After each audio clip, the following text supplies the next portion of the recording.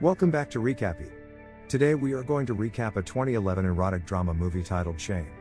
Brandon, a successful and gorgeous New Yorker, appears to live a regular life, but he conceals a dark truth beneath his veneer of normalcy. Brandon is a sex addict. His insatiable desire for satisfaction numbs him to almost everything else. However, when Brandon's needy sister, Sissy, unexpectedly blows into town, stays at his flat, and intrudes on his solitude, Brandon is finally forced to confront his addiction head-on. But before we begin, please consider subscribing to this channel. Now, without wasting any further time, let's begin, shall we? At the start of the film, we see a little boy named Brandon. Brandon is a single man living in New York. And because he is a huge sex addict, all of this is constantly on his mind. And he continues to invite prostitutes to his home on a regular basis. Brandon was once taking the metro to his office. Then he notices a girl on the subway. Brandon begins to stare her down with his filthy eyes. As a result, that girl feels very uncomfortable. Then, when the next stop comes up, that girl exits the metro. Brandon notices this and begins to follow him. However, the girl soon becomes disoriented in the crowd. Brandon became enraged and went to his office as a result of this. Then he goes to the bathroom here and masturbates again. This is what we know. Brandon is a sex addict to the core. In addition, he has a large collection of pornographic videos on his office laptop. David is Brandon's boss's name. And he also happens to be Brandon's best friend. After that, Brandon and David go to the club together after work. Brandon's friend David likes a girl in the same club, but the girl likes Brandon. She then gives Brandon a lift when she leaves the club. Then they're both intimate. After that, when Brandon returns home, he then hears a voice from within the house. As a result, he believes a thief has broken into his home. But when he checks, he discovers the truth. He's not a thief, but his sister Sissy is. Brandon had been receiving calls for a long time, but he had been ignoring them. Sissy, on the other hand, had the keys to the house. So she went to her brother Brendan's house when she arrived in New York. Sissy is a singer who has landed a job in New York. She asks Brandon to help her with this. That he be permitted to reside in this home. Her boyfriend was already living with her. Her boyfriend, on the other hand, has been unfaithful to her, which has caused Sissy a great deal of pain. Brandon was aware of this, so he let Sissy to accompany him. Then Sissy has Brandon to sing her song to the next day. Sissy then invites Brandon to sing her song the next day. As a result, Brandon claims that his work will be completed soon. Then he will undoubtedly attend the performance. Brandon goes to his office after saying this.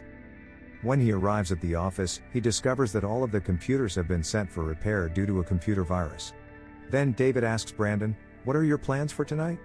In the office. Brandon then explains that he has to attend his sister's singing recital tonight. David agrees to accompany her after hearing this. Brandon then goes to Sissy's show with a David in the evening. At the time, Sissy was singing. After listening to Sissy's song, Brandon becomes emotional as well. David enjoys Sissy's song a lot. And he tells Brandon that your sister is a fantastic singer. Then David meets Sissy. Then they begin to converse with one another. Then David starts flirting with Sissy, who impresses him as well. Then Brandon only sees this. Then he doesn't seem to be himself. Then there's the time when all three of them are taking a taxi to their respective homes. Inside the taxi, David and Sissy begin kissing. Brandon seems uneasy as he sees the two of them kissing. Sissy goes to Brandon's room when she gets home. And it's there that she begins to develop feelings for David. Brandon pays attention to the voices of the two of them as they become more intimate. And he becomes enraged. But he is powerless since David is his superior. After that, he goes for a jog outside. Then he returns home at night. He then goes to sleep in his bed after changing his seat. Sissy appears in his room after a while. She also had a sleepover with Brandon. Brandon, on the other hand, is furious with him. As a result, he yells at her and yanks her out of the room.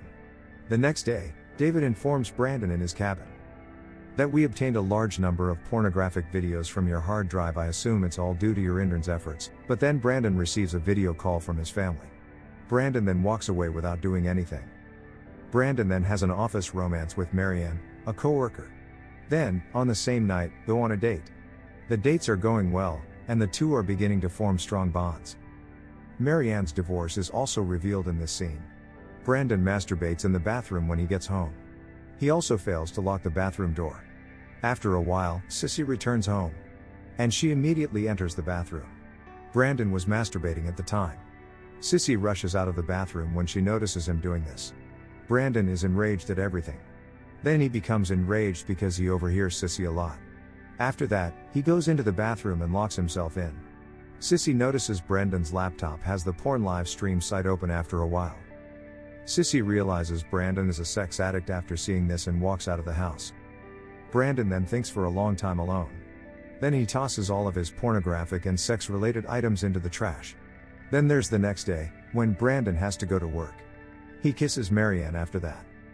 And then they both go to the hotel and start getting intimate with one another. Brandon, on the other hand, is powerless in this situation. Because he was disturbed, Marianne departs from there. Brandon invites a prostitute girl to the hotel after he leaves. After that, he gets close to her. Brandon is watching TV in his house late at night. After that, Sissy appears. She then begins to tell him about David. Brandon then informs Sissy. You should avoid David because he has a family and is well established. Then Sissy apologizes to him as well. Brandon, on the other hand, becomes even more irritable. And he's enraged by Sissy. Sissy, he tells you to leave my house. Then Sissy says, there is no one else but you. Brandon then leaves the house, adoring her. Then he goes to a bar and begins flirting with a female patron. After that, there's that girl's boyfriend. Brandon, on the other hand, does not remain silent in his presence. Then there's the time when Brandon exits that bar. Then that girl's boyfriend brutally beats her. Now, all of these things are causing Brandon a great deal of distress. After that, he visits a gay club. Brandon has an intimate relationship with a guy here. Brandon receives Sissy's voicemail after leaving the bar. Sissy apologizes to Brandon for crying. Brandon had been ignoring her, so he asks her to pick up the phone. Even after listening to Sissy's voicemail, Brandon ignores her. Then he visits a brothel once more.